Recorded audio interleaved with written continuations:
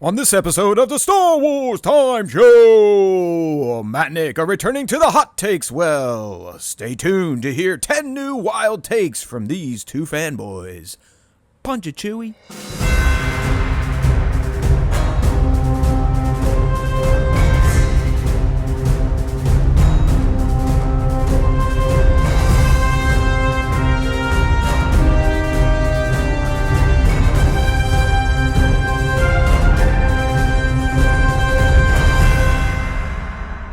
Hey now everybody, hey now everybody, hey now everybody, we are back. Even though no one watched us last week because it was stupid. Dude, I saw that. It went up. I even tuned in a little bit, because when Nick and I do a pre-record, we set it as an instant premiere, so our episodes still always come out 6 p. East on Wednesdays, youtube.com/Star Wars Time Show, but, I tune in, there's like 2 people there, and I'm like, okay, this is going well. Then I looked Thursday after it aired, I looked at the stats, it was at, I think, 30 views, so apparently, even though Maul is getting his own series here in less than a month, people don't give a shit about his top moments, but just in case you missed last week, or you can't read, that was our episode. Maul's 10 greatest moments. We went through them in a chronological fashion, and Nick and I gave our top 3. So if you missed that one, which most of you did, we'd love for you to go check it out. So we're going to take another stab at a random segment topic this week. So hopefully this one doesn't just crash and burn like last week's, but it more than likely will. We've got the message. You guys want to hear about news, rumors, and leaks, as do we. But considering there's really nothing ever going on in Star Wars anymore that is newsworthy, leak-worthy, rumor-worthy, you get what you get. So don't pitch a fit, as you tell the young ones out there. But hey, we're going to have some fun. It's hot take season. I think it's been about a year since we've done this. So we have 10 new hot takes to bring to you. I'm sure we could have more, but you know what? We like keeping these episodes to about an hour and a half these days. So we got 10. Just 10. It's a 10. You know what I mean? So we'll get there. That's our main segment. But if you're new here, we kind of have a bit of a cadence we follow on the SWTS, be it a live stream or a pre-record. We always like to start with a little thing called Ask Us Anything. So, Nick, let's go ahead and see what the fans had to say this week. What do they want to know from yours truly? From young Nick. We're always here to provide knowledge and sage advice, wisdom, and if anything about the Star Wars Time Show, we're going to give you concrete opinions. All right? We started as podcasters, audio only, and if you do any sort of radio, you've got to have opinions, and you got to defend your opinions. So that's what we do here. But unlike most of the world, we do understand that opinions are not facts. So if you don't like our opinions, that's okay, because they're opinions. They're not facts. Now, you might not like facts, but you have to at least acknowledge them as factual information. It's a concept that many, many people have forgotten around this lovely globe of ours that is just doing so great these days. It's just the earth and us human inhabitants, we are just... If there was a God, I wish he would do what he used to do, or she, whatever gender or it. Let's flood this thing. Let's do it. Flush us down the toilet. I think we've had our run. Okay, used to happen all the time according to the Bible. So if you believe in that, we got to believe in the second coming of what would they call it, Nick? Where they all feel like they're going to be, all of us sinners are going to be wiped out. But the rapture. What's it called? Yeah, the rapture. That's what we need. We need the rapture. Okay. But before that, let's do a little Ask Us Anything. All right. Let's pop up the questions here. I do my best. I hit my buttons. Sometimes they work. Sometimes they don't. Looks like they work this time. So we are having a great day so far. Nick, this one comes from Calro Debro over on Instagram. Did Quinlan Voss survive Order 66 in Legends? It seems he survived in canon. I don't know how well versed you are on Mr. Voss. Yeah, dude, I can't remember from Legends. I mean, even, but here's the thing, like in Legends, I do think he did survive because I think think I there don't was even think. something written about him in Legends before Disney took over. So maybe, yeah, I think he did. Yeah, I'm using the old Internet machine. Google machine, AI machine at this point in time. In Legends, Voss famously walked a fine line between light and dark, briefly falling to the dark side to infiltrate Dooku's ranks and later surviving Order 66. Yeah, there you go. Yeah. So yeah. he did. Yep. He did. There you go, Calro. I mean, I'm sorry we kind of cheated there. We had to use the AI machine, but caught us off guard on that one. He did, but yeah, it says Voss escaped into the woods of Kashyyyk, eluding clone troopers. He clung to his training as a Jedi, using lessons taught by Yoda, Mace Windu, blah blah blah. Yeah, so he was on Kashyyyk, and he escaped through Kashyyyk. Yeah, and we know he lives in canon, both through the Kenobi story, and I think the Asajj Ventress Quinlan Voss novel, where they kind of hook up. They do the old 1-2-1-2, and then she somehow gets reresurrected, which we saw in Bad Batch, and that still has never really been explained and probably never will. Yeah, because like anything Star Wars, they're like, here's this. We'll get to it later. It's kind of like Maz Kanata and how she got the Skywalker family blade. That's a story for a different time. Well, that time is never fucking coming. So it's just kind of the same thing here with Asajj's resurrection. She got placed into some soup and came back to life. So there we go. There you go. All right. Next question from the fans. What do they got to say? What do they want to know? Photo Junkie asking us over on Instagram. Oh, here you go, Nick. Who is your favorite toy photographer? And I know you have many because you are the king of picking the top 5 at SWTS. So do you have a personal favorite at this point in time? My favorite toy photographer handle is at Haywood Pop. If you ever met the guy, nice dude. What's up? Real get some nice guy, very down to earth. I'm toy photographer emeritus, right? Because like a professor. Yeah, emeritus. There you go. Yes. I've kept I'm allowed to keep my title even though I more or less am retired from the hobby. So there you go.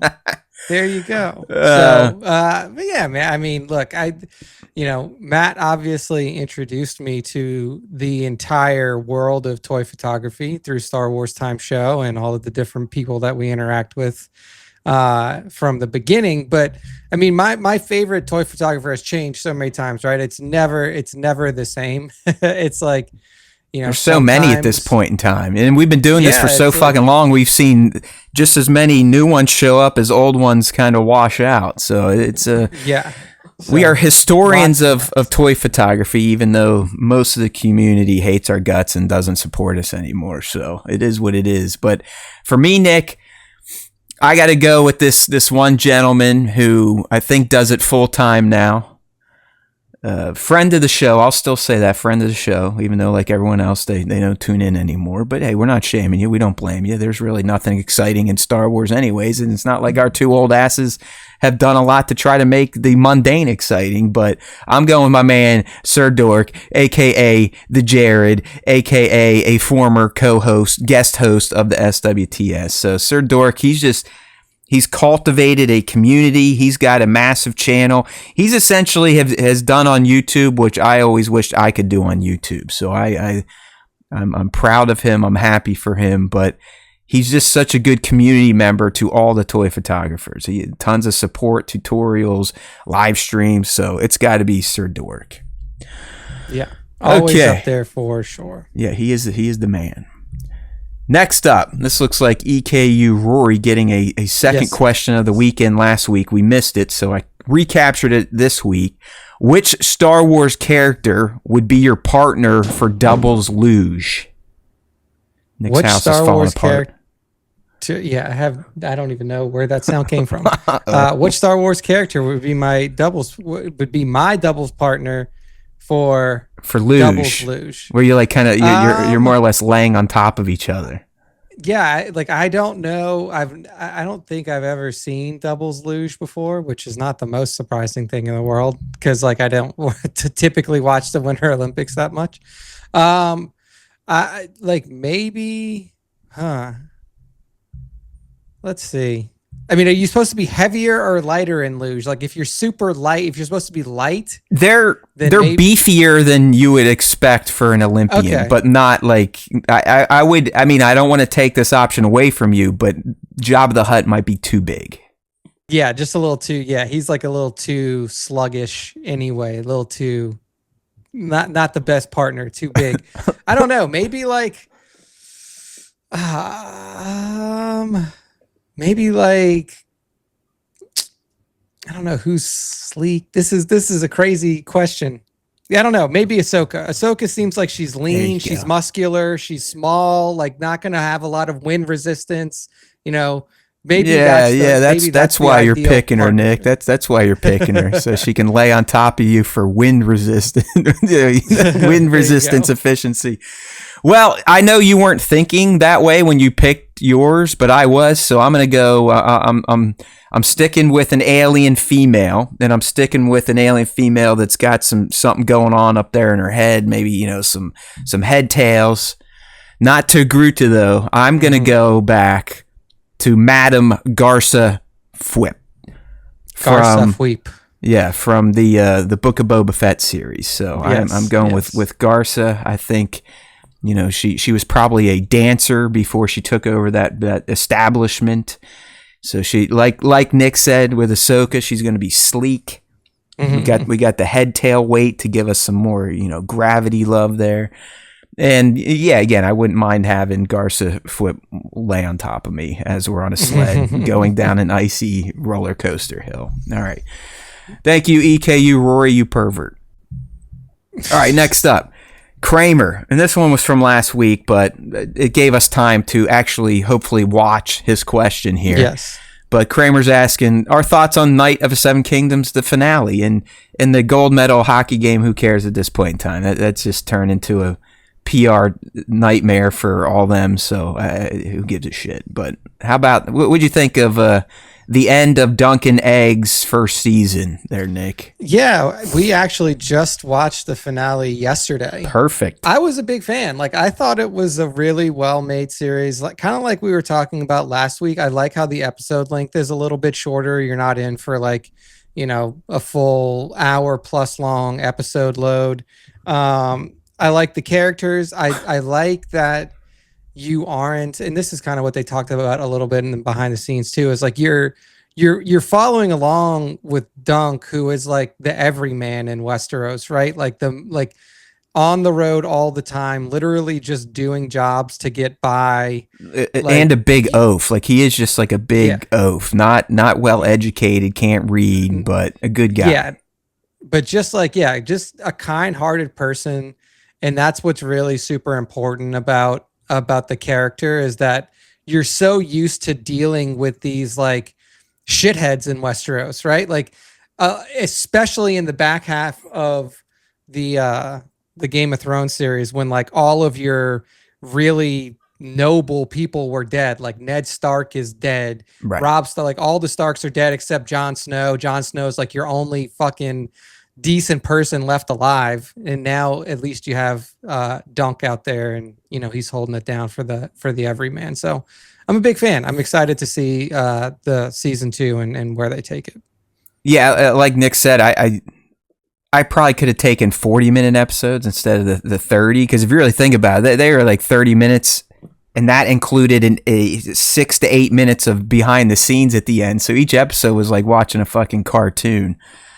But it was very well done. I think Dunk and Egg's relationship is fantastic. I love at the end that it's implied that Egg once again kind of escaped, even though I guess based on the book, Maekar does ultimately give him permission to go with Dunk and become his squire. But Nick's spot on. I mean, Dunk is such a unique, and so is Egg if you think about Egg's lineage and who he ultimately becomes. I mean, Egg, even though the nobles kind of ended up hating him from what I've read because of how much love and care he showed for the common folk, that's what makes him stand out, especially among the Targaryen line. They were ancestral tyrants for the most part, and literally made people, bend the knee. or they would get lit up by their dragons. And that's how the Iron Throne was formed and all that. So I think Egg is a very unique type of Targaryen. And I love that these two bond when Egg is a kid, and that bond never breaks. I mean, Dunk stays with him all the way until he ascends the throne and becomes, the unlikely, because he was so far back in the line of succession. But shit happens in the Targaryen family, and he ends up becoming king. Spoiler. So it's good series, and like Nick said, totally down for season 2. Can't wait for that. All right, Kramer. Baron's Black series asking best movie going experience you've had, Nick. And for himself, he said it was seeing the Last Crusade at our Orpheum. But what about you? Okay. Can you remember a fond or memorable movie going experience? That's a really good question. I mean, honestly, the one that comes back to me is TFA in theaters. Like a recent one then. Okay. Yeah. I think it was just, one, it was like such a big time for me. Like it was my first year in Austin, 2015. Like there was a lot of like new things in my life. I went to go see the movie with a bunch of new friends, which was nice. And it was also great because that's kind of when Star Wars time kicked off, right? Like we had the one episode of the show where it was me and you, and then it was a few other people from the Entertainment Buddha crew that were like talking through what we really wanted to see in TFA and just getting hyped about having Star Wars back. And then, I mean, for me, TFA in the theaters it was incredible. Like it was awesome to see everything come to life. It was awesome to see Star Wars again after so long, away from the theaters. It's been 10 years at that point since ROTS had released. And I thought that the movie overall was just really fun, enjoyable. You got to see all of your favorite old cast members, even, old cranky Luke at the end. And then obviously you get that heart crushing moment between Kylo and Han Solo on the bridge of Starkiller Base. So, I would say it was probably seeing TFA for the first time in theaters. All right, well, it should be no surprise that I'm also going to pick a Star Wars movie going experience. I mean, this is the Star Wars Time show, first and foremost, even though it's not fully our lives. It definitely is important, has resonated throughout our decades of being on this rock. But I'm gonna go way back. I'm gonna go back to May of 1999. The Phantom Menace. You gotta like older people. It's probably easier to transport yourself back there. I mean, I think it was 19 or whatever. I was not even 19 yet. I still would have been 18. But just the hype building up to that movie. I mean, I think we first heard about it in like 94 and 95 through Star Wars Insider, and you didn't really have the internet that we have today. So trying to get information about this movie was nearly impossible. You actually had to go buy tickets to Monsters Inc. just to see the trailers, because it's not like there was no YouTube yet. You couldn't just keep playing back the trailer on your computer. I remember I was up at Kent State as a freshman, and thank God we had broadband up there, and I somehow, I don't know if it was Kazaa or one of the peer-to-peer, someone ripped the trailer and I could watch it over and over and over again. And just to lead into that movie and then showing up opening night, this is still old school, my friends, like no digital tickets, no reserved seating. I mean, you had to get in a queue early, and so everyone was outside the theater in costume with lightsabers, and it was just like a party atmosphere. And that continued into the screening. I mean, everyone was just so fucking hyped because there hadn't been a new Star Wars movie since 1983. I mean, we're talking 16 years of nothing outside the special editions in the mid 90s. So just, it was like you could really feel the Star Wars fan community was just bubbling over with enthusiasm for the release of TPM. And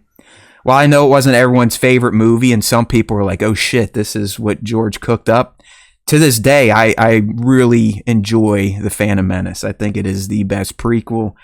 And I'll always remember seeing it at a Marcus Cinemas in Columbus, Ohio, with a bunch of friends, like Nick said. So I'm going to go that one. Even though I got to see Attack of the Clones in a big theater by myself privately, I still enjoyed having the just kind of the hype of other fans around. So there you go, Spencer. Okay, well, I guess that's it for questions this week. That's a bonus. So if you want to get involved, just make sure you're looking for the prompts on our social networks. I usually throw it up on YouTube, Discord. We got an open link to our Discord down here in the description of this video. And while you're down there, why don't you go ahead and consider subbing to the channel, or at least giving this video a like, or drop a nasty comment. Either way, it'll help the algorithm for us. Those of you that are diehard SWTS fans, if you want to consider contributing some loyalty points to us, you can become a channel member as well down there. Just hit that join button. $1.99 is our lowest tier, all the way up to $10. So consider throwing some cheese to your old friends Matt and young Nick.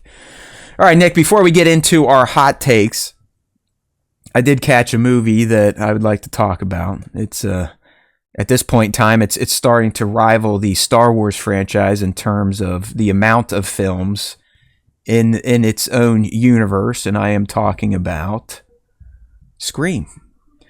So, Scream 7 released last week. It saw the return of Neve Campbell, who kind of tapped out of number 6 for, I can't really remember what reasons. I think she just wanted, more cheddar or something like that.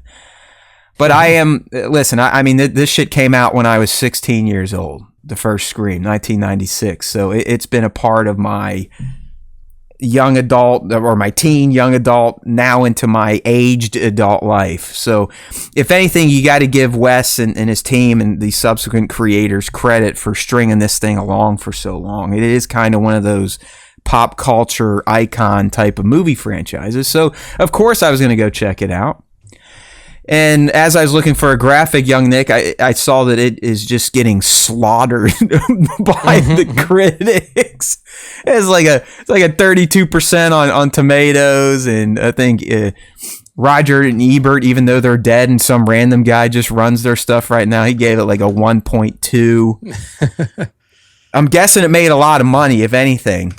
Yeah, I think it was the biggest Scream release to date. Okay. And I mean, here's the thing too, is like, I wanted it to do what, it's like, I understand what happened with this film, right? Like, this film got all fucked up because the 2 stars from the reboot, Jenna Ortega and Melissa Barrera, are not taking a part in this film because Melissa got kicked off of the film for supporting Palestine.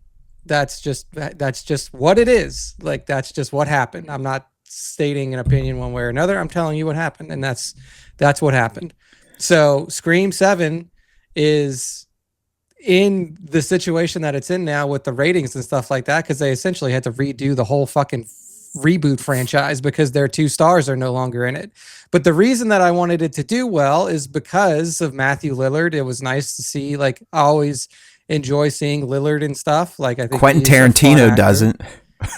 Yeah, well, Quentin Tarantino is, for some reason he just, like, you know what I'm talking about, though. Yeah, like just out of nowhere, Tarantino just teed off on Paul Dano, and then somehow Lillard caught some strays too. It's like, wow. Yeah, I was like, what is happening, right? Like, bro, like, just absolutely, like, no clue what happened there. Like, no idea why he decided to go on him. But anyway, it's like it from what I understood, they were trying to make this movie like a revival of the older Screams. Is that kind of what it felt like? Here's what I'll tell you. What it felt like. It felt like an apology tour from Neve Campbell for her skipping Scream 6. It was pretty much like literally her in-universe character the whole time was getting ragged on for not showing up in Scream 6 to help people like Gail and some of the new cast that Nick is talking about.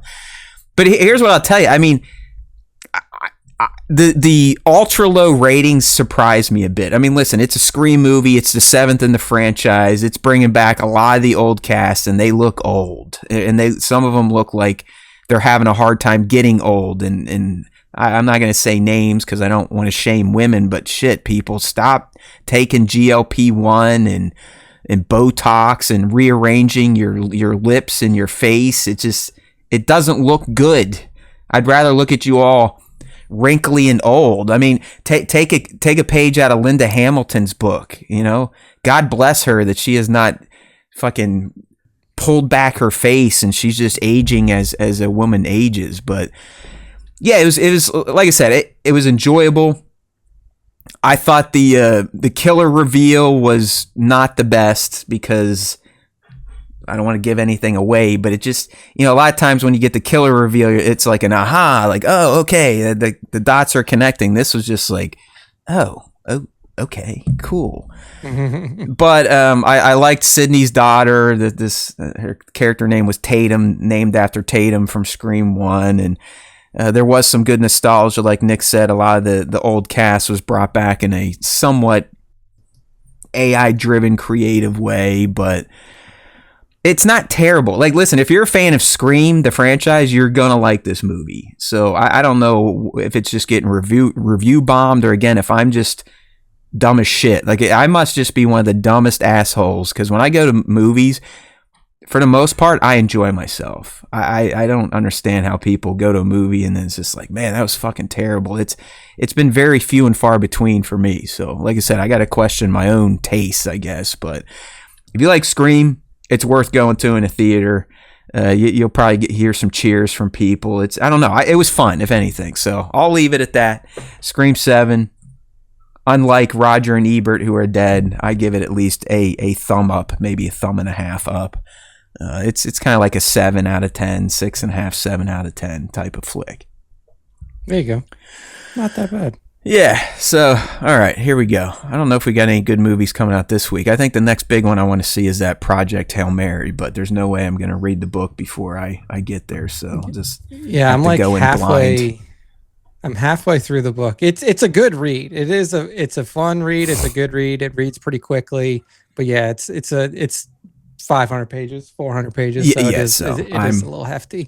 As I've explained here in the past, I'm committed to Asimov at this point in time. I'm finally in the robot franchise, so I just picked up iRobot, and I'm sticking to it. I can't jump around books. I got to stay focused. Focus, people. This ski season has taken a lot of my free time, and I'm okay with that because it's almost over. But did not get a lot of reading done these past couple of months.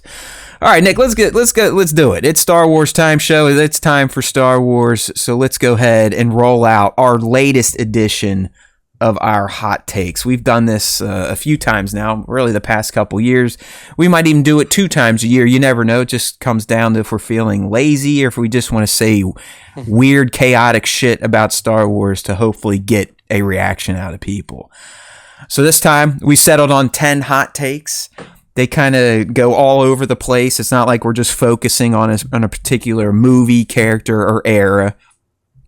They're just they're out there, all right? They might get you angry. You got to remember, these are hot takes. Sometimes we don't even believe in these things, okay? That's what a hot take is. They're supposed to be a little over the top, a bit edgy to kind of get you slightly worked up. So the 2 of you that watch our show, we would love to, get in there, instant premiere. I might jump in, leave some comments, tell us how dumb we are, or tell us how great some of these hot takes are. So without further ado, let's go ahead and kick these bad boys off, all right? If you're on the live stream, you're seeing a picture of the prequel characters in the trilogy. And the reason for that is because our first hot take to get to is this.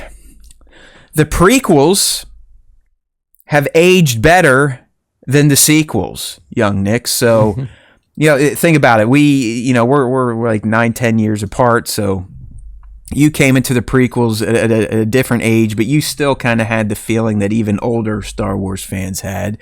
You might have had some issues with some of the characters in the prequels, some of the accents used. But overall, the prequels were mocked. They were criticized. Unfortunately, people made personal attacks against some of the cast that led to damn near suicides. But over time, the generation that grew up with the prequels, and then even people like me through supplemental material such as the Clone Wars or really just the Clone Wars, have have kind of looked at them in a new light and maybe have forgiven some of the mistakes that pissed us off when they first came out. So there definitely has been a renaissance with the prequels amongst the Star Wars community. You know, you could argue, Nick, that meme culture helped to rehab the prequels a little bit. I just saw one, the Attack of the Clones meme, where it's like, AI for war is good, right? And Padme, looks at Anakin and he's like, right, and stuff like that. So, that is a long-lasting meme format.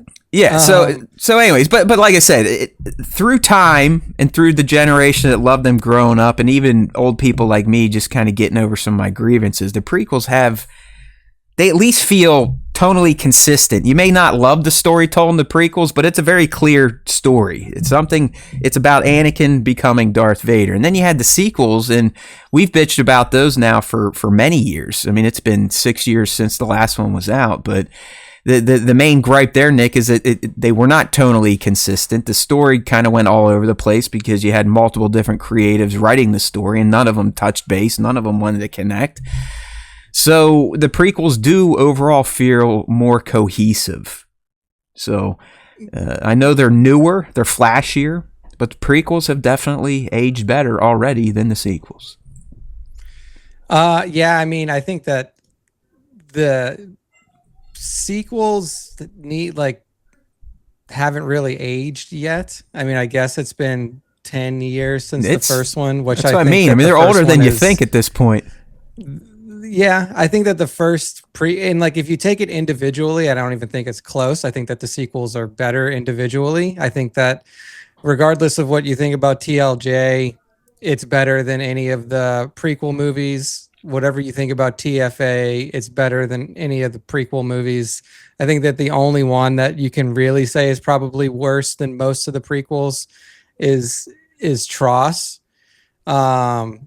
So in a certain way, I think that in terms of cohesion, that's the primary way that the prequels have aged better. And I think that a lot of the supplemental materials have helped. Plus, like you said, almost 30 years of retrospect now, and having an entire generation grow up and be like, hey, I don't care what you old fucks think about these movies. Right. I like them, and that's all that matters to me. We haven't really gotten to a point yet to where the sequel generation can really say their own, can really have their own opinion and take over, put online discourse and say I don't give a fuck what y'all think. I enjoyed it. So I do think that while there is more cohesion to it, I do for me personally, some of the sequel films are just more fun to watch than prequel films. And that's what's really what it comes down to me now is is this fun to watch? Is it fun to watch? I have trouble just getting through episode 2. It's the best one now, man. Clones is the fucking bomb. I love that movie. It's so good. Yeah. And you've kind of tackled our chaos angle here, where I was going to ask you, is this hot take? Could we consider it a genuine reassessment of the prequels, or you're hinting at it's probably just generational bias is going to repeat itself eventually for the sequels?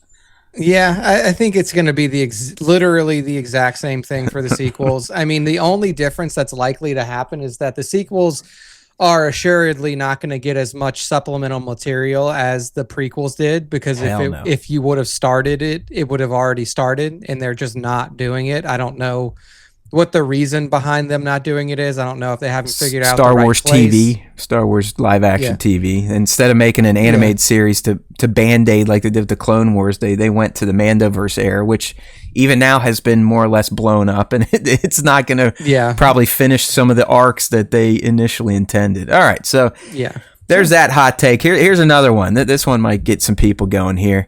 Nick, I'm going to say that the Empire was right all along. The galaxy was more stable under the Empire than it ever was under the Galactic Republic, and most definitely the New Republic. So, I mean, think about that statement. Crime syndicates definitely thrived during both the Republic and the New Republic era, even more so New Republic, and we're probably going to see some of that play out in the Mando and Grogu with the twins. then you had the New Republic. They demilitarized like a year or so into their lead, which just allowed chaos to reign and them lose their seat of power very quickly.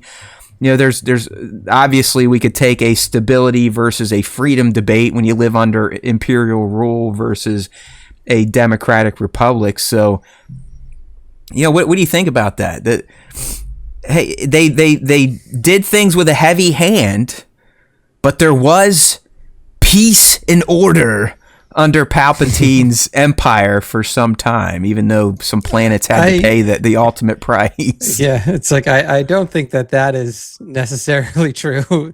I don't think there was ever peace. I mean, here's the thing: is crime syndicate stuff. Like, we're about to see a series coming out soon that's going to show you how all the crime syndicates were functioning under the Empire's rule as well, because that's probably going to be what we're peeking at in the Shadow Lord series. It's not to cut you off, but you nailed it. They actually just tease like this series is essentially going to be bad guys versus even worse guys. Yeah. So it looks like we're going to be getting some of the crime syndicates. And yeah, I mean, I think that it's pretty clear that the galaxy as a whole was in a really bad spot. Like, there's rebellions all over the place. There was authoritarianism that was just kind of vice gripping the world, as we saw, or the entire galaxy, as we saw in Andor. And while there probably was some crime syndicate stuff like that a brewing in the Old Republic, Grand Republic, and New Republic days, it just didn't feel as hopeless as it was during the Imperial era. So yeah, this is a weird one because these days, unfortunately, Nick, I think there would be some humans, definitely some Americans, that would be like, yeah, the Empire was right, because it is better when there's a heavy hand telling us exactly what to do, think, and say. So unfortunately, a lot of these messages George was trying to put out to us did not sink through the gray matter of those that kind of are applauding what's happening right now in the world. So you never know. You never know. We probably should have brought someone on that leans way more to the right than you and me, and see what they'd be like. Yeah, fuck yeah, dude. Yeah, rule with an just iron like fist. You're so right wing. You just completely flipped, and you now support the Empire in Star Wars. That is right. the ultimate sign right there, really. Yeah. So that, like, right there, the chaos angle on this one, stability would be more important than liberty to those types of people. So I guess it just depends who you are and how you like to be ruled, I guess. But okay, so the Empire was right. Hot take number 2. Here we come to number 3. We'll see what Nick says here, because, I mean, he has some issues with this series, especially Kino Loy, but deep down, let's see how he processes this one. Nick, Andor is the best Star Wars Disney Plus show, period. There's no competition, right? This show had zero fan service because of Lord Gilroy. It didn't need nostalgia crutches because of our Lord and Savior Tony. It was just some good old grounded storytelling that, anyone could relate to. And it just so happens Andor is even more poignant now when you think about some things happening in the world. So, it was much more mature type of writing. It leaned more into the political side of Star Wars. We had some slow burn but paid off character arcs. We didn't need Jedi to entertain us in Andor. I know you'll think this is a hot take itself, but the prison arc was pretty damn excellent. Mon Mothma, great storyline. So, in the case of Andor, you could kind of make the pitch that sometimes in Star Wars, quality is actually preferred over a mythic spectacle that we sometimes come to expect because it is Star Wars. So what do you think? Yeah. Is Andor, you like this? Is this not a hot take? Yeah, I mean, I don't think it's a hot take because, like, it's like clearly the most well received one. It's clearly the one that's gotten the most accolades for being what it is. Critically, for sure. So, yeah. I know there's still some fans that do not like it because they use bricks and shit. Yeah, I mean, I don't know, but like, yeah, I mean, it is like it's one of the it's probably the best made Star Wars TV show ever, but that doesn't necessarily Better mean it's than got to be Mando? everybody's favorites. Yeah, I think it's better than Mando. I think that it is just truly better than all of them in terms of the production quality and everything around that. But it like obviously that doesn't mean it's got to be everybody's favorite show. Like I probably wouldn't watch Andor again because I'm watching Andor happen in real life. So why do I need to watch it on TV, right? Like You don't want to be the point? reminded of it. Yeah. Yeah, I mean, I get Andor that. is a very depressing show to watch. Yeah, that's a good point. So maybe this one isn't too hot. This one's lukewarm hot. Maybe not hot at all. This one could be an ice cold take. But hey, we try. Sometimes we fail. You got to take your shot, people. And this one, Nick just swatted down with a heavy hand. So all right, hot take number. I like the pace of this though. We're gonna be done in 10 minutes. This is fantastic.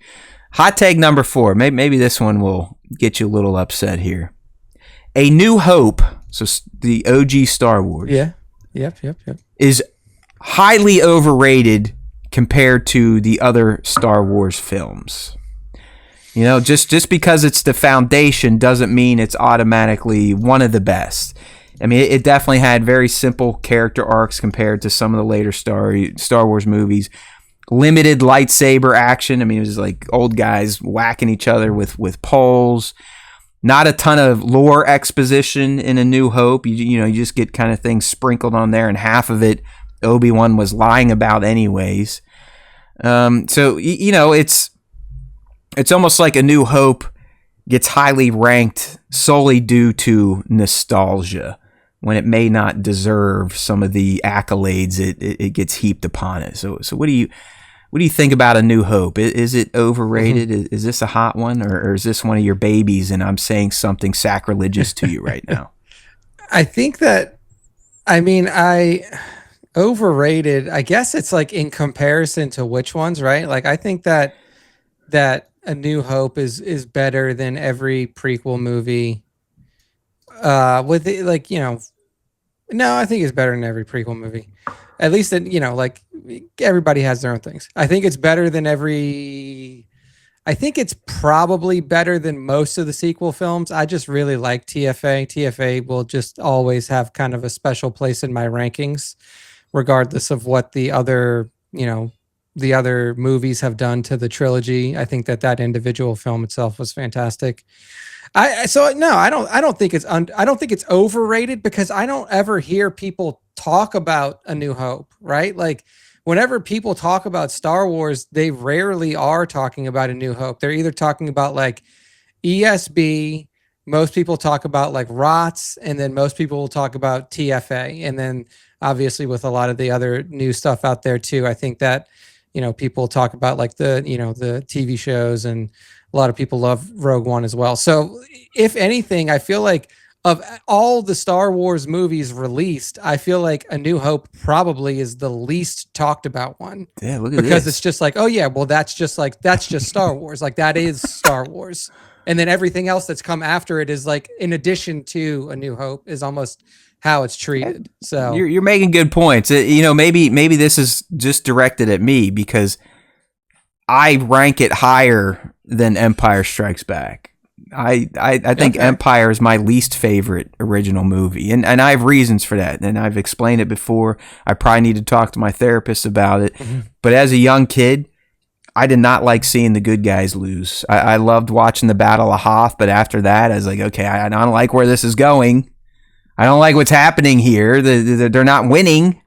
And at the end, fucking Han's gone, Luke's chopped up. So it was devastating to me. So I do rank A New Hope above Empire, and ROTJ is always my number one. But what do you think if it came out today?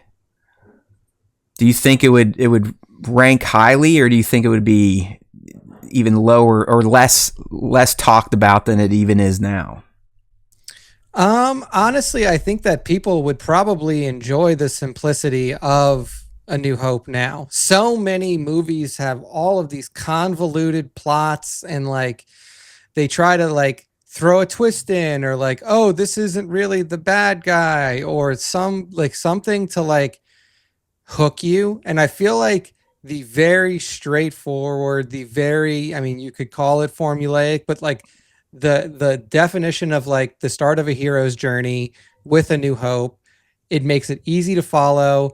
It also moves very quickly too. I don't feel like A New Hope doesn't really drag. It has a good pace to it. Sure You get to does. experience everything that Star Wars really wants you to see. Like you get to see, you know, the start of this new rising, you know, young hotshot in the galaxy with Luke Skywalker and his desire. You learn about the Empire. It's all very, very easy to digest.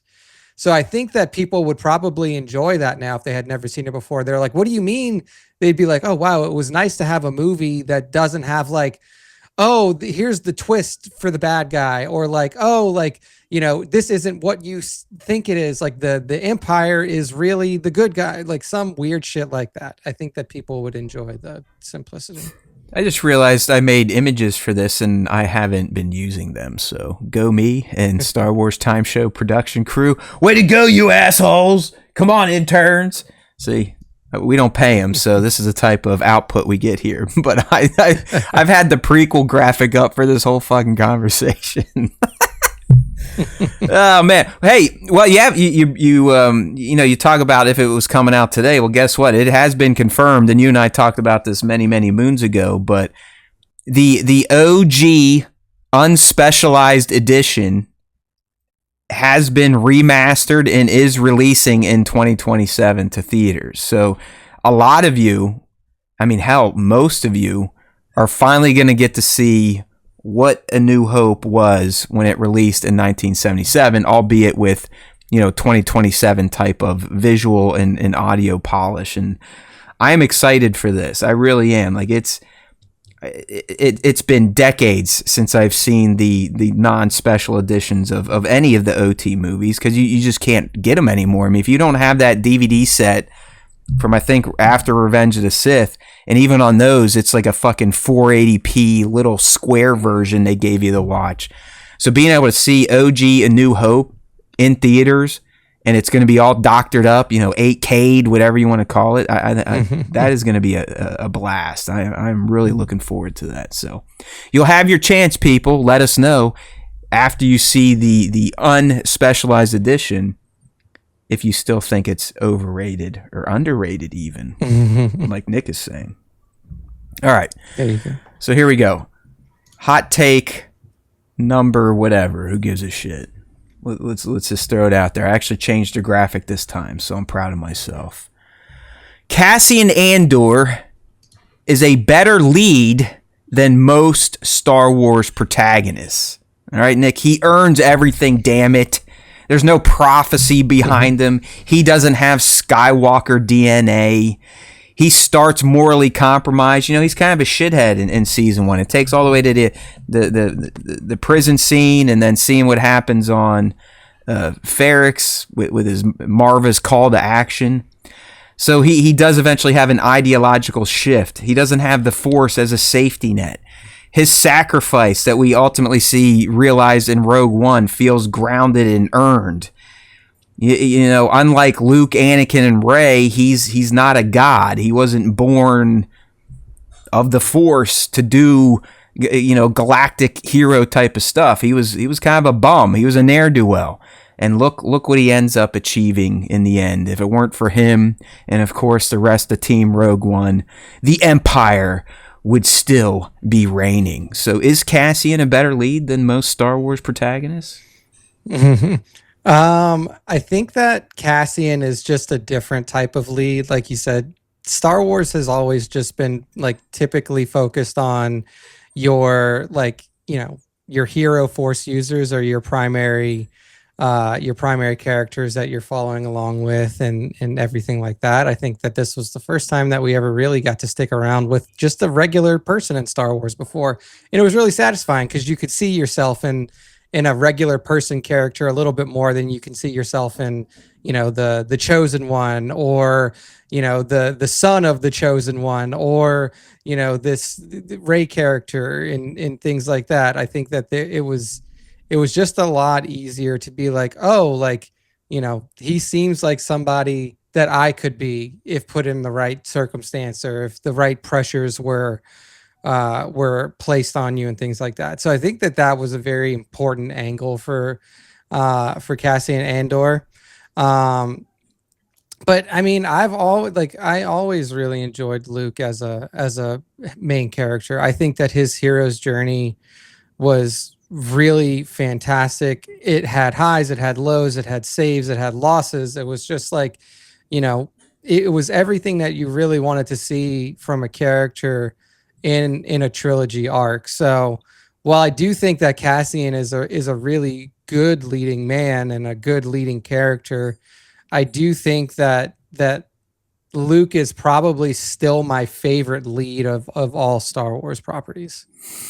Yeah, and I think that's why this qualifies as a hot take. Because, I mean, Cassian being just an ordinary person definitely makes him more compelling and relatable, like you said. But when you think about Star Wars in general, even if you go up to a casual fan, I highly doubt they're going to point to Mr. Andor as the best lead character of Star Wars. I think most of them, like you said, depending on era, would be Anakin or Luke.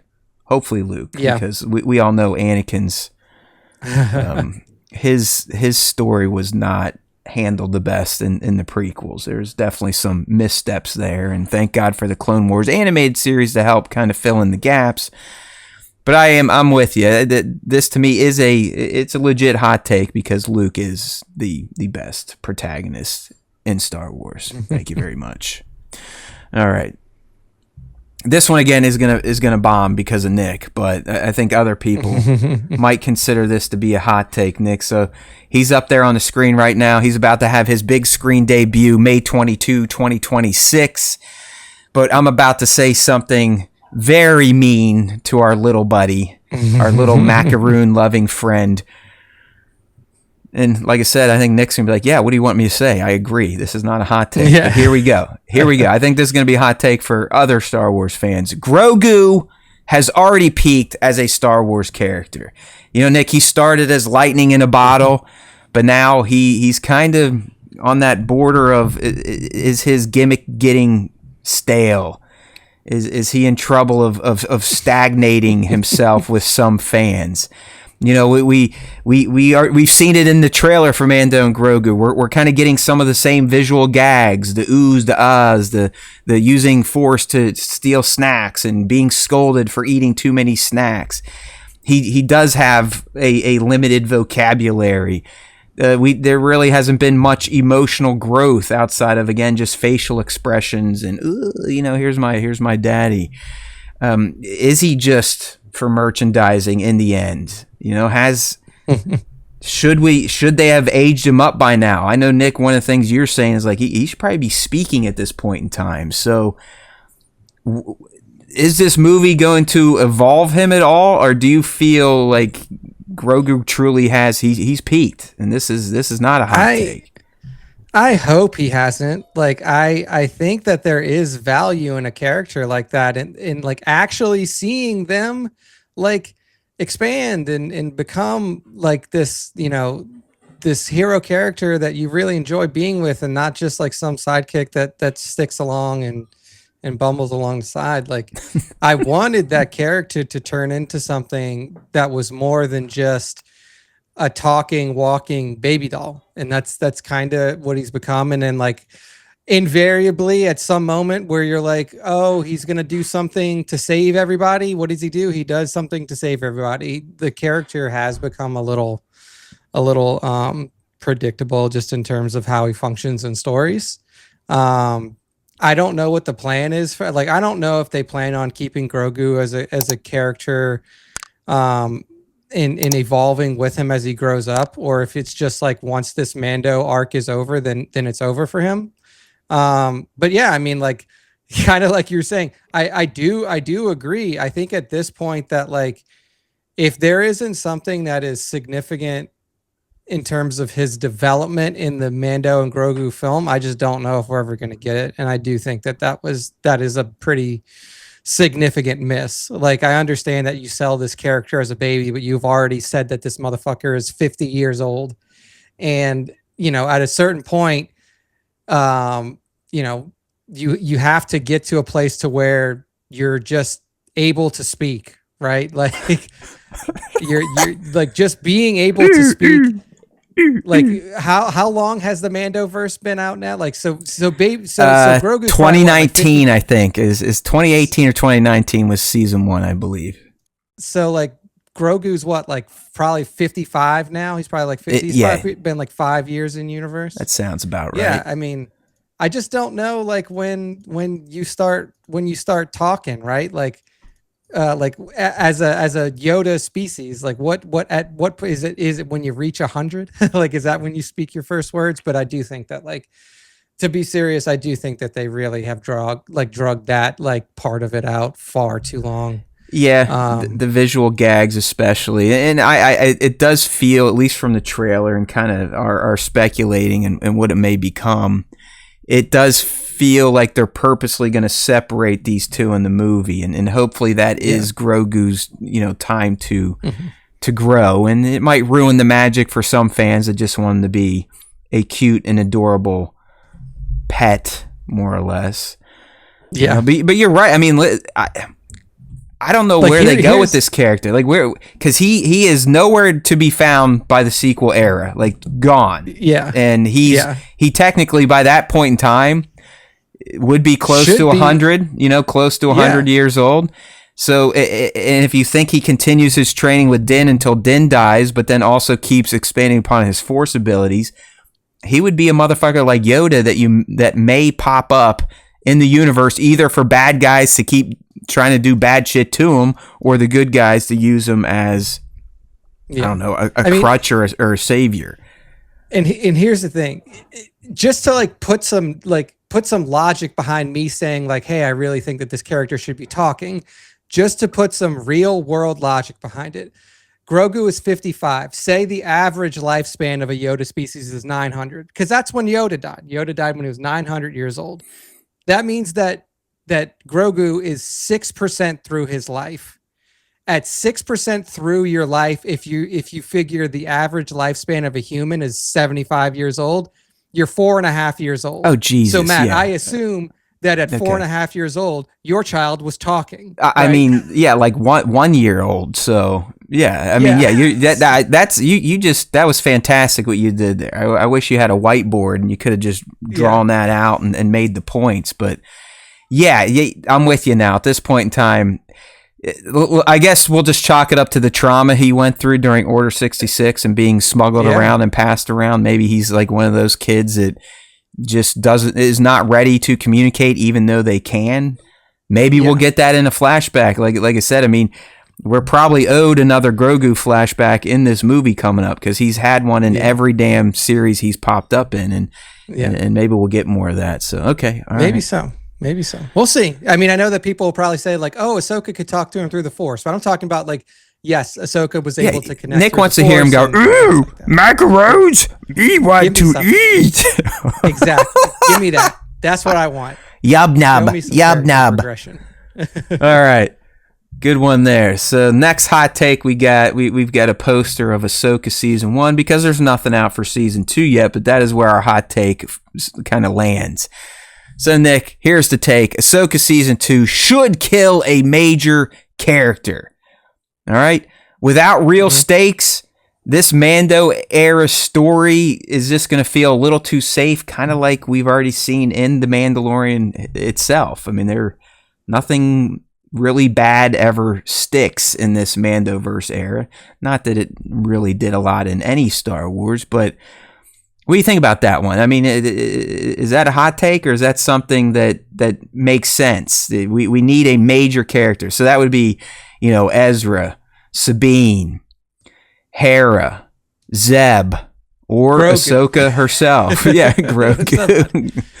Somebody. I no, I mean, I 100% agree with this. I think that we kind of talked about this last time too, where like, okay, we're like trying to get ourselves hyped for this, like whatever is going on in Ahsoka season 2 and Mando and Grogu and everything like that. But what we said last week was like, okay, we see all this happening, but then we know when we get to, as soon as we get to the sequel trilogy, like New Republic is there.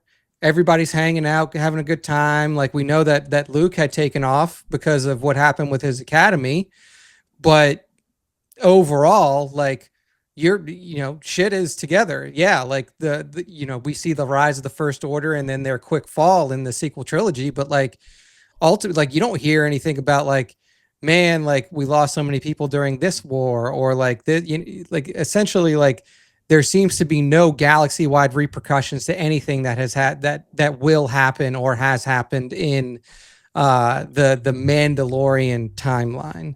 So I do think that like having a main character who clearly isn't around in the sequel trilogy die would probably be good. Like my assumption is that Thrawn is going to die. So that's one main character, main villain that's just out, unless he somehow gets captured and then sent back to the Chiss home world and stuff like that.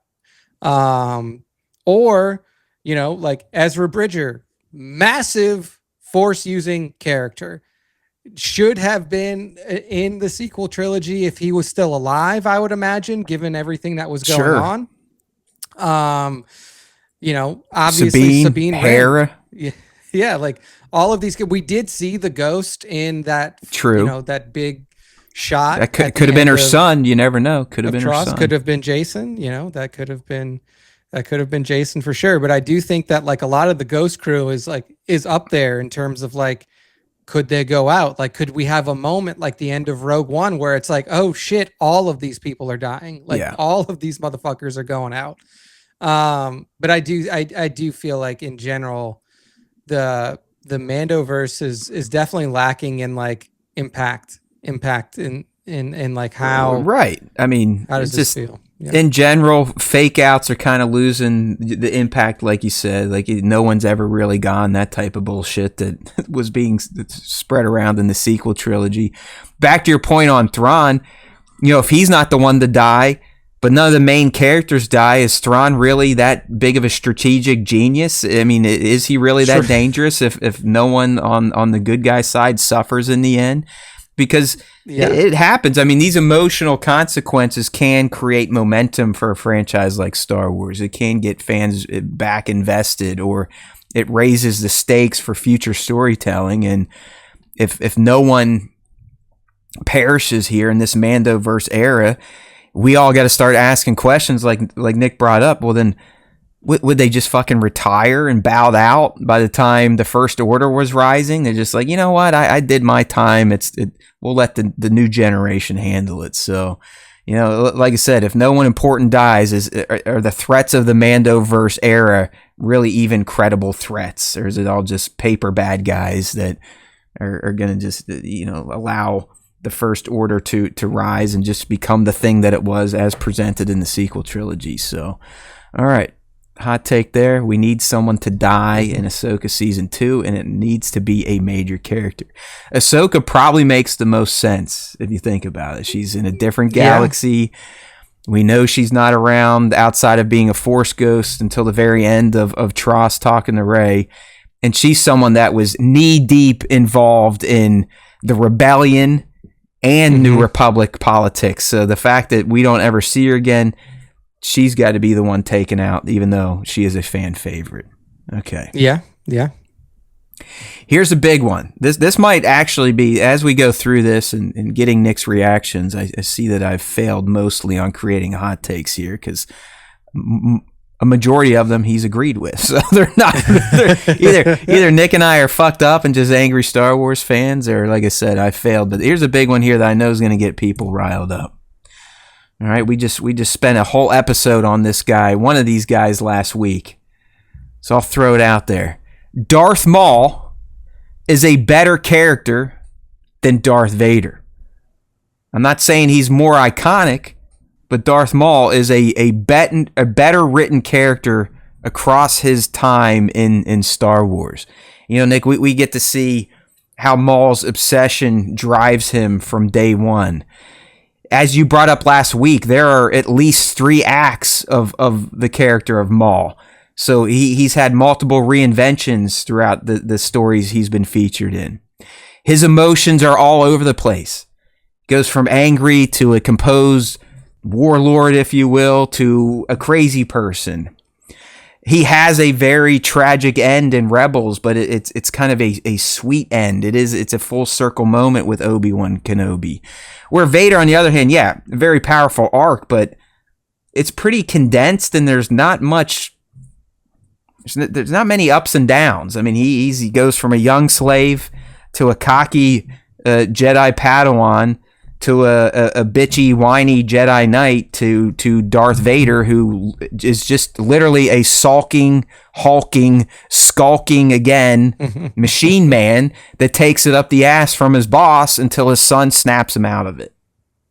Yeah, I think that like this is definitely becoming true. I'll say this, like we're getting close, and if they really do well with this Shadow Lord series, I think it is just that Maul is a better character because he's been given more attention. Let's just be real about it. Like, which is crazy because the whole 6 movies was the story of Anakin Skywalker. Yeah.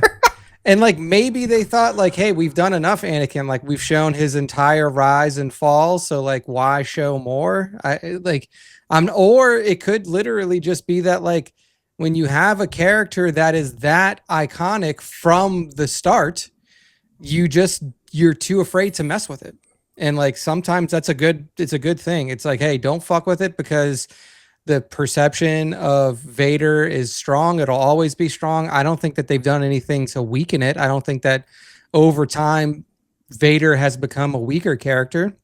I just think that over time we haven't had as much focus on Vader. Like Maul is a character who like people were super interested in, and then all of a sudden he was gone, and then they decided like, oh wait, there's actually a lot more story we can tell here, so we're going to continue to do that. And over that period of time, over 2 animated series, and it's soon to be 3 animated series, over comic book threads, and over movie cameos and stuff like that, the character of Darth Maul became fucking awesome, like something that we really enjoyed watching, and like had these crazy character arcs and moments and things that we never really saw Vader do. Like everything that we've ever seen Vader do has been like, for fucking most of it, like you're on an Imperial vessel, or like you're being raising his hand, choking people out. So it's like you have built like the ethos and the mythology around Vader is fantastic, but it does just lack the content that builds a really well-rounded and interesting character long term. All right. Okay, so, as always, people, if you want to yell at us, that's what the comment section's for. So go ahead and leave your kind remarks down below. We appreciate you. We are, if you're just tuning in here, we're going through 10 Star Wars hot takes. They're mostly hot takes. And we just crossed number 8 off the list, so let's move on to number 9, Nick. And number 9 says this: Star Wars animation is more important overall than the live action content we have gotten. So think about it. Okay. The animation, when we can look at it with some hindsight, is actually the wing of Star Wars that's really building out the mythology. I mean, the Clone Wars in particular is just, it's like, come on, without that, there almost is no mythology behind the prequel era. And we know the prequel era and its myths inform what we see in the OT and the sequel era. So it's like, we have animation builds the mythology these days, while live action is kind of still the marketing machine, which most people are, they want to see the movies, they want to see live action TV. Even now, there's a large wing of fans, especially for my generation, who refuse to even consider animated Star Wars as anything but kids play. But I mean, think about what animation gave us. It resurrected the guy we just talked about, Maul. I mean, without animation, Maul, we could never even have a hot take that says Maul is a better overall character than Vader. Animation, look what it did for Ahsoka versus what we've got out of her in live action. Look what it did for the Mandalorians. I mean, without the Star Wars animation, you get pretty much zero mythology or history explained about Mandalore and the Mandalorians. The individuality of the clones themselves. I mean, that was like the heart of the Clone Wars series. You get none of that. You get you get Cody a bit in live action, but that's it. And so, I mean, really, animation just has taken the bigger narrative risk. So the hot take here stands. Star Wars animation is more important than live action. I think that in filling in the gaps it is, but without the live action, I just don't think that there would be any animation that would continue. And it's the you chicken and the egg conundrum, right? Chicken and the egg right here. Which came so first? Like, you could point to the fact that like, oh, but Clone Wars ran for years and years after the live action stuff started. But the only reason that it existed is because the live action stuff didn't do a good job explaining what happened. Exactly. It necessitated more content to fill in those gaps. So I think that is honestly the biggest thing, is that you needed animation to fill in the gaps. And now, if you look at it, animation isn't as important to Star Wars anymore. Like, yeah, we had Bad Batch, but like Bad Batch was, it was okay. It was fine. It was good. And then it wasn't good. And then now we have Shadow Lord coming, but outside of those two, in terms, like, yes, there was like other like YouTube animation, Galaxy of Heroes, or not Galaxy of Heroes, Galaxy of Adventures, and all of the like really kind of child focused Star Wars content was animated. But speaking in terms of like Rebels or Clone Wars, like marquee animated titles, I just don't think that has been a super big focus for Star Wars recently. And I'm glad to see that it is becoming a focus again. But I disagree with the fact that like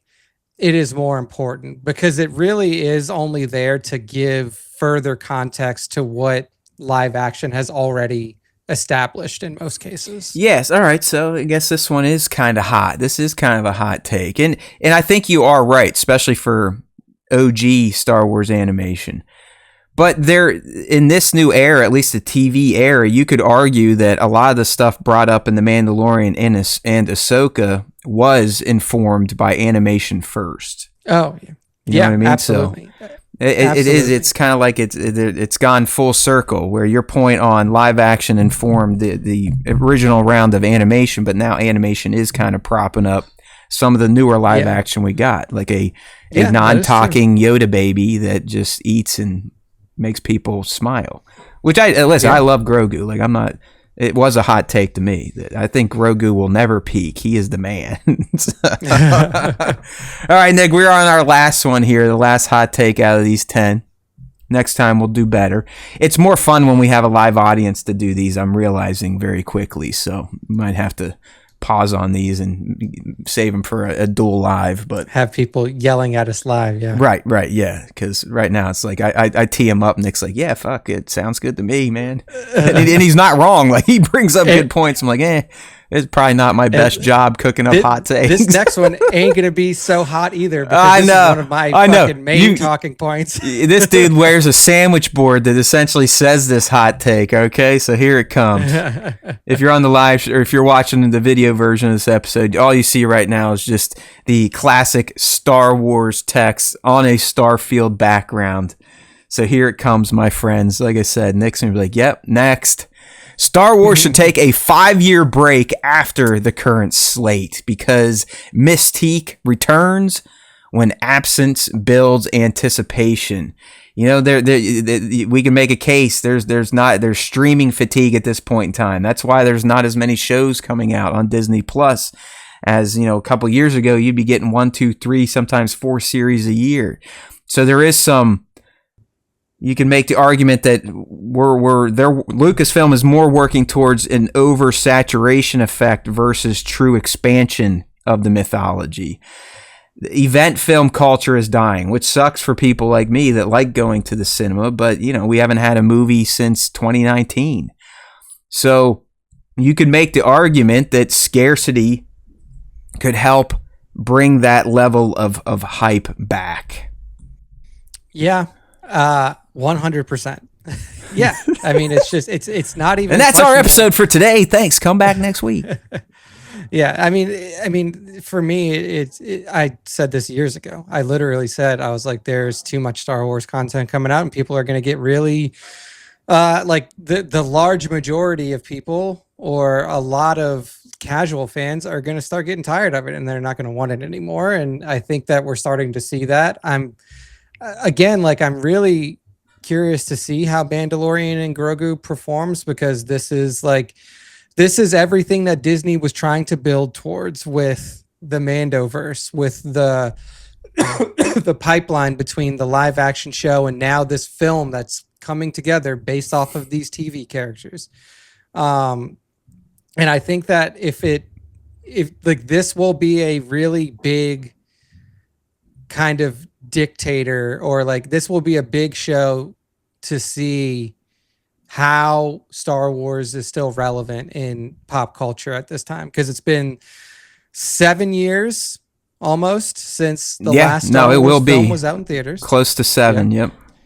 Yep. So almost 7 years. It'll be 7 years in December since the last Star Wars movies came out in theater. But obviously there's been a ton of Star Wars TV, so much Star Wars TV that you've essentially alienated a large group of your fans in some instances. Not saying that they should be alienated or not, but regardless of what we think about the content and how we perceive it, a lot of people have perceived it negatively and have decided to no longer engage with the brand anymore. So like, I think it's unquestionable that we have gotten to a point to where the amount of content has become cumbersome and it's become hard for people to follow. And whenever, like, I used to get people asking me all the time about like, oh, what do you think about the new Star Wars show? Or what do you think? Are you excited for the new Star Wars movie? People haven't asked me about Star Wars in forever. They don't give a shit. It's like, it's crazy to think. Like, as you were talking, I was thinking back to 2012 or whatever, when the sale was announced and the new trilogies were announced and the Star Wars stories were announced. And I was just, I was happier than a pig in shit, as they say. It's like, wow. Yay, we're gonna get to try this Star Wars thing again, because I was kind of in a rut after the prequels. I didn't watch much. Clone Wars came out, I tuned into that, but hey, it was animated, it wasn't the big tentpole movie type of shit. And we had that roadmap, and it was fantastic. Every year we'd be getting a trilogy movie, then a Star Wars story. There was no TV, so really the oversaturation effect wasn't going to kick in. You're going to have to wait a year to see how the trilogy continued, and then you have to wait a year to see which character was going to get another spotlight film. And then it all blew up after TLJ, and now it's all over the place, and it is oversaturated. But it's weird to think that even someone like me would now feel that Star Wars has oversaturated itself, when back in 2012 that wasn't even a concept I thought possible. I was begging for more Star Wars because it had been a long time. So yeah, I think more Star Wars has definitely weakened Star Wars. Yeah, I think that when you have a franchise that has subsisted off of 6 movies and 2 television series for almost 40 years before Disney's content came out,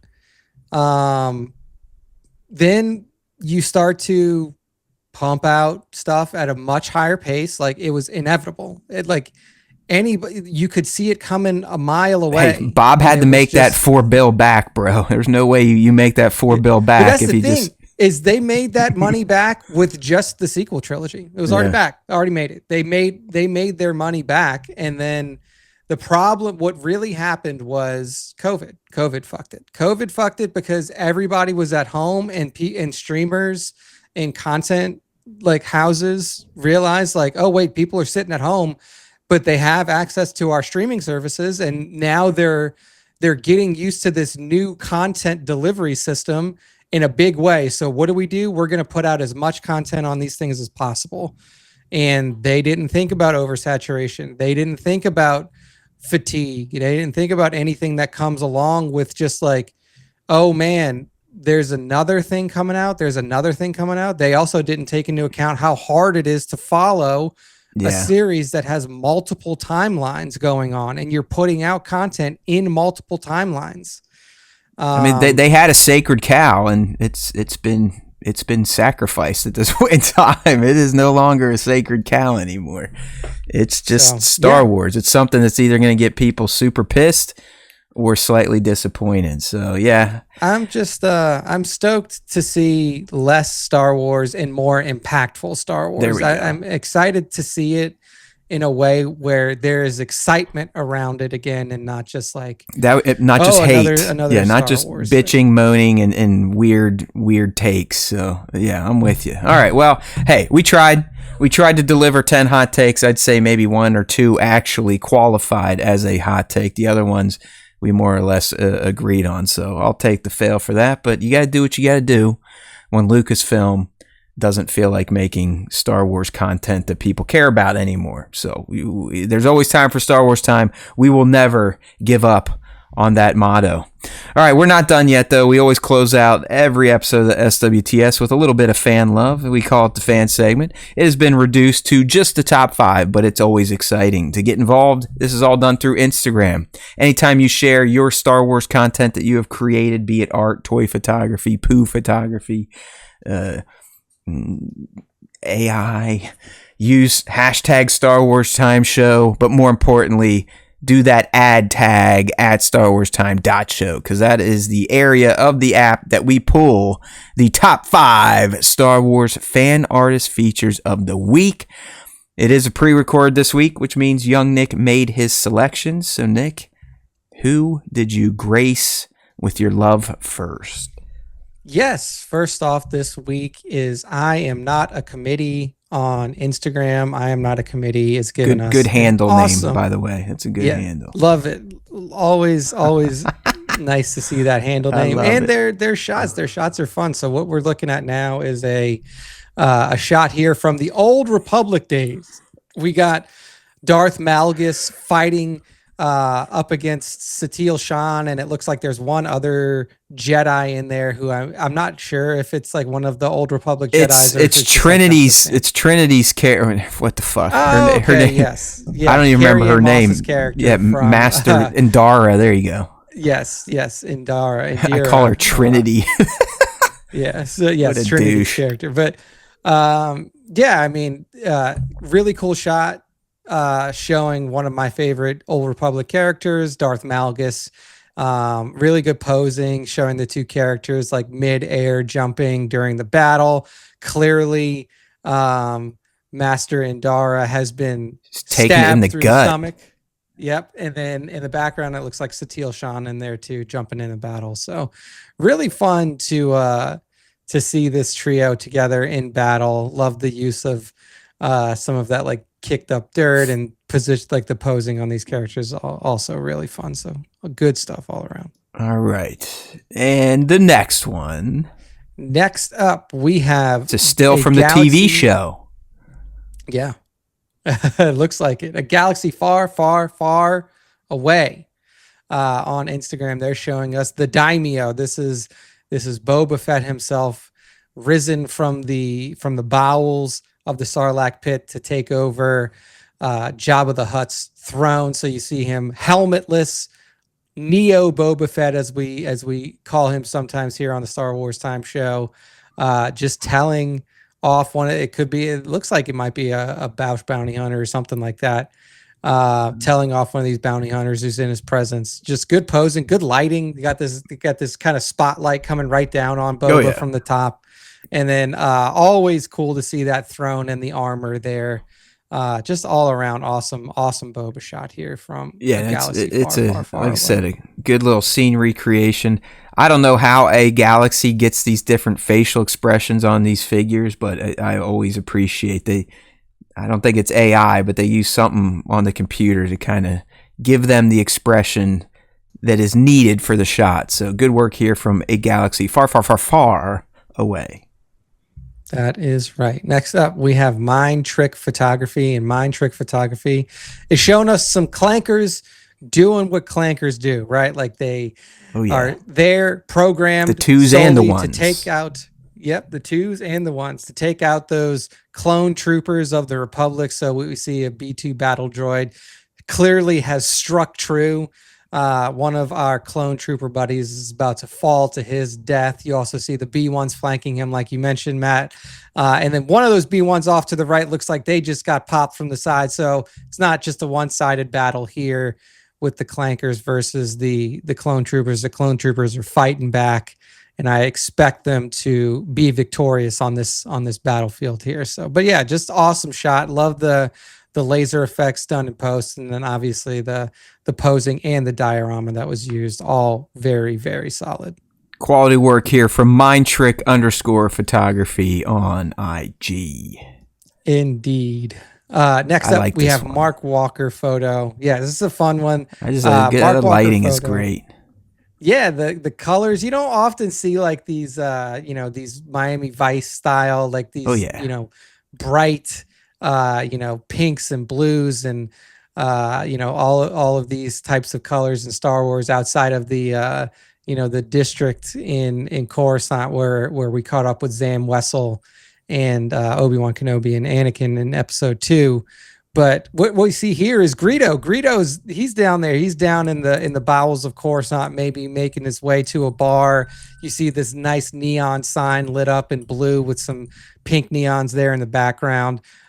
Just really cool shot. Probably the coolest shot of Greedo I've seen in a while. Just clean, about to have a good time, hitting the clubs in the Coruscant party district. Yeah, it also has like a Dayu feel, that planet Obi-Wan first goes to in the Kenobi series. So it just very true. And again, I don't know, it just works so well for a character like Greedo. The lighting just really makes his green skin pop. So good work here. Mark Walker photo, all one word, on Instagram. That's right. And to close out the top 5 this week, we have La Cueva Colección. La Cueva Colección is giving us a nice shot here. It's a grandson shot.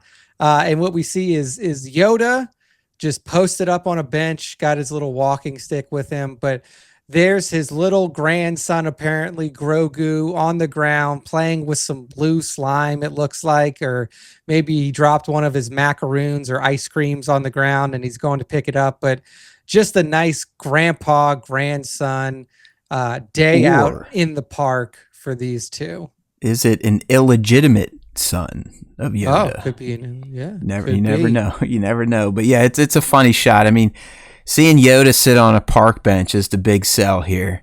I know, right? He looks like he's meant to sit on park benches. I mean, come on, give him a break. He's damn near 900 years old, living on a swamp bog.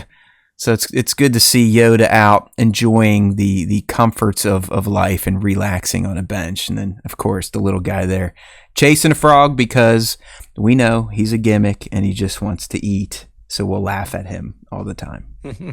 There we go. So good stuff. La Cueva Colección. That is the end of the top 5 for this week, and that is the end of our show for this week. So Matt, go ahead and close us out. All right, my friend. Well, again, I want to apologize for this show. I feel like it was a bit of a letdown. So hopefully we beat our Maul top 10 or 10 greatest moments record and only get 20 views this week. I will take the blame for that, but it's always fun talking to my man, Young Nick. And hey, listen, there's still always time for Star Wars time, even when we make shit up that doesn't really hit as well as I think it does. So we appreciate your support. Keep it coming. We miss a lot of you. I know, we've had to kind of change the cadence of the show and it's not live every week, but we do miss that live audience. So if you're out there and listening, you know who you are. We speak your names. Keep spreading the good word. Drive that algorithm hit those likes, sub to the channel if you're not already subbed up. And if you're new here, hopefully, even if it was a bit of a dud type of segment, hopefully you're willing to give us another chance, because there truly is always time for Star Wars Time. And if you listen to the Star Wars Time show, even when it's a shitty show, the Force will be with you always.